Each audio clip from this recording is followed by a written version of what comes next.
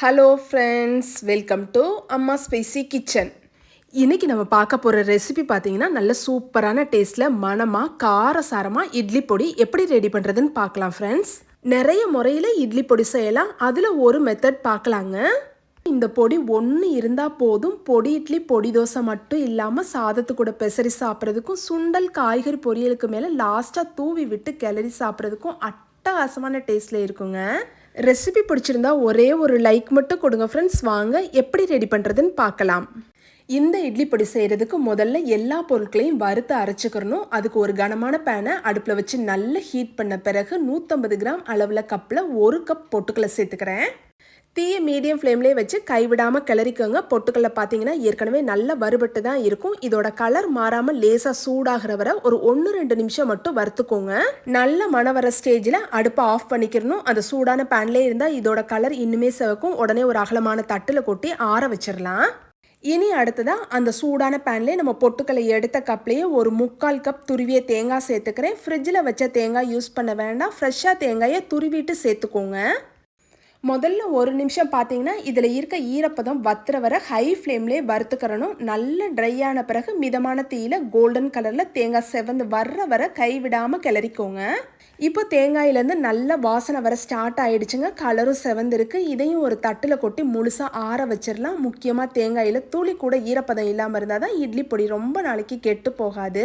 இப்போ இதை ஆறட்டும். இனி அடுத்து ஒரு 15-20 வத்தல் மிளகாயை 2ஆக கட் பண்ணி வச்சுருக்கேன். அப்போ எல்லா மிளகாயும் ஈவனாக ஒரே போல் வறுபட்டு வரும். இதையும் அந்த சூடான பேன்லேயே சேர்த்து மிளகாய் நல்லா உப்பி வர்ற வர வறுத்துக்கோங்க.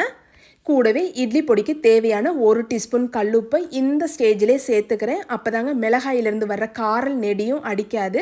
இனியும் உப்பு தேவைப்பட்டால் லாஸ்ட்டாக அரைக்கிற நேரத்தில் டேஸ்ட்டு பார்த்துட்டு சேர்த்துக்கோங்க.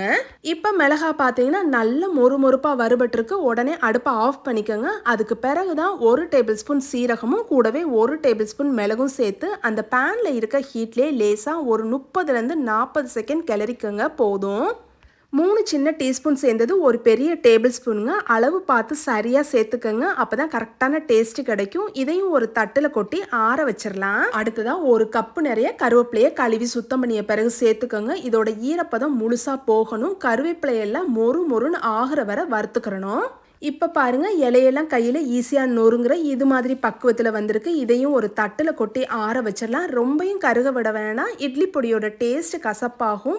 இனி அடுத்ததாக இது மாதிரி சைஸில் 2 முழு பூண்டு எடுத்திருக்கேங்க. இதை நல்லா கழுவிட்டு இடிக்கல்லில் ஒன்றும் பாதியமாக தட்டி வச்சுக்கிறணும். நான் தோலோடவே தான் இடிச்சிருக்கேன். நீங்கள் விருப்பப்பட்டால் பூண்டோட தோலை உரிச்சிட்டு கூட தட்டிக்கோங்க. இப்போ இது இருக்கட்டும். இப்போ அந்த பேனில் 2 டேபிள் ஸ்பூன் நல்லெண்ணெய் சேர்த்துக்கோங்க. இது லேசாக சூடான பிறகு 1/4 கப் நிலக்கடலை சேர்த்து வறுத்துக்கிறலாம். நிலக்கடலை பார்த்தீங்கன்னா நல்லா வறுபட்டு கிறிஸ்பியாக ஆயிடுச்சு. இதில் இருக்க எண்ணெயெல்லாம் வடிச்சிட்டு வெளியே எடுத்துக்கோங்க. அந்த மீதம் இருக்க எண்ணெயிலே ஏற்கனவே நம்ம தட்டி வச்சுருந்த பூண்டை சேர்த்து பச்சை வாசனை போகிற வரை எல்லா பக்கமும் ஈவனாக கைவிடாமல் கிளறிக்கிறணும்.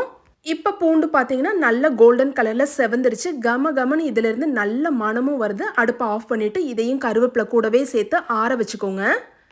இனி அடுத்ததாக வறுத்த எல்லா பொருளும் நல்லா ஆறின பிறகு தான் இட்லி பொடி எப்படி அரைக்கிறதுன்னு பார்த்துக்கலாம். அதுக்கு ஒரு ஈரம் இல்லாத மிக்சி ஜாரை எடுத்துகிட்டு நம்ம வறுத்த மிளகாய் சீரகம் மிளகை சேர்த்துக்கோங்க.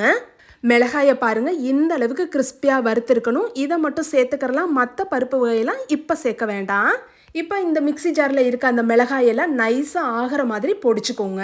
இப்போ பாருங்கள், வறுத்த மிளகாய் இந்த அளவுக்கு நைஸாக அரைபட்டுருக்கு. இனி பொட்டுக்களையும் நிலக்கடலையும் மட்டும் சேர்த்துக்கலாம். இனி உங்களுக்கு எந்த டெக்ஸ்சரில் வேணுமோ அரைச்சிக்கோங்க. தரிப்பாக வேணாலும் அரைச்சிக்கலாம், இல்லை நைஸாக வேணாலும் அரைச்சிக்கோங்க. நான் நல்ல நைஸாக அரைச்சிருக்கேன். இனி அடுத்ததாக 1 டேபிள் ஸ்பூன் பெருங்காய பொடி சேர்த்துக்கிறேங்க. உங்ககிட்ட கட்டி பெருங்காயமாக இருந்தால் முன்னாடியே எண்ணெயில் நல்லா பொரிய விட்டு இடிச்சிட்டு சேர்த்துக்கோங்க. இப்போ கடைசியாக மொறுன்னு இருக்க கருவேப்பிலையும் பூண்டையும் போட்டுக்கோங்க. இதை சேர்த்த பிறகு நைஸாக அரைச்சிடக்கூடாது. மிக்சி ஜாரில் ரிவர்ஸ் மோடில் 2-3 சுத்து மட்டும் விட்டு அரைச்சிக்கிறணும். இப்போ பாருங்கள், அரைச்சாச்சு. நல்ல பொடி சூப்பராக இருக்கும். டேஸ்ட்டும் அட்டகாசமாக இருக்குங்க. இதை ஒரு அகலமான தட்டில் கொட்டிட்டு கடைசியாக நம்ம செவக்க வறுத்த தேங்காயை கொட்டி எல்லா பக்கமும் ஒன்று சேர்ற மாதிரி நல்லா கிளறிக்கோங்க. இந்த பொடியை சூடெல்லாம் ஆறின பிறகு ஒரு ஏர்டைட்டான பாக்ஸில் ஸ்டோர் பண்ணிக்கோங்க. 1 மாதம் வரை வெளியே வச்சுக்கலாம், கெட்டே போகாது, நல்லா இருக்கும். அதுக்கு பிறகு எத்தனை மாதம் வேணாலும் ஃப்ரிட்ஜில் வச்சுக்கோங்க. இதே மாதிரி அளவுகளோட நீங்களும் செஞ்சு பார்த்துட்டு டேஸ்ட் எப்படி இருக்குன்னு கட்டாயம் கமெண்ட் பண்ணுங்கள் ஃப்ரெண்ட்ஸ். ரெசிபி பிடிச்சிருந்தா ஒரே ஒரு லைக் மட்டும் கொடுங்க. நம்ம சேனல் அம்மா ஸ்பைசி கிச்சனையும் சப்ஸ்கிரைப் பண்ணி சப்போர்ட் பண்ணுங்கள் ஃப்ரெண்ட்ஸ். வீடியோ பார்த்துட்டு இருக்க எல்லா உறவுகளுக்கும் ரொம்ப ரொம்ப நன்றி.